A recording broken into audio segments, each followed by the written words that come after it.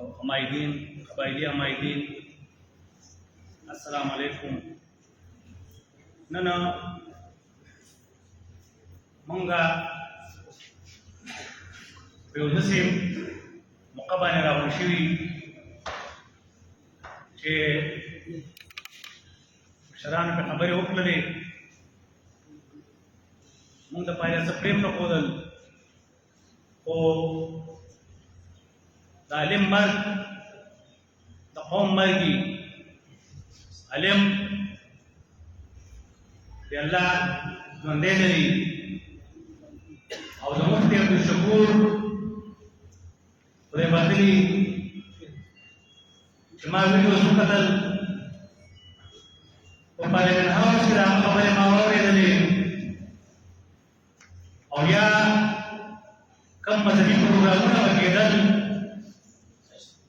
او هغه ورته خطاب کاوه. هغه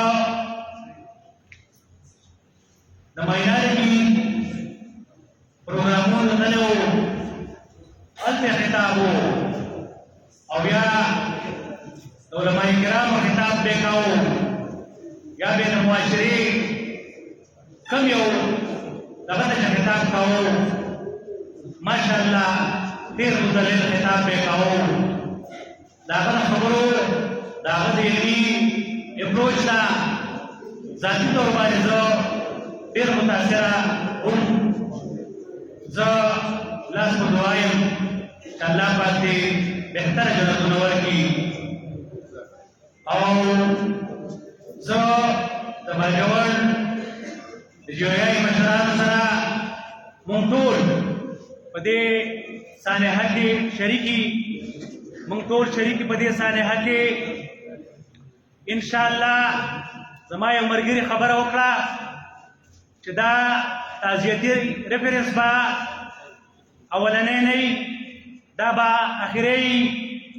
زمونږ چې څومره مشران، که هغه قبایلي مشران دي، هغه علماء کرام دي، هغوی شهادت مرتبې ته رسېدلي، موږ لاس په دعا یو چې الله پاک دې د هغوی د شهادت مرتبې بلندې کړي او په دې موقع باندې موږ انشاءالله ټول قوم، دا د پښتون ولس او دا د پښتون علاقه او پښتانه ټول موږ د دې جمعیت علماء اسلام سره برابر په دې غم کې شریکي.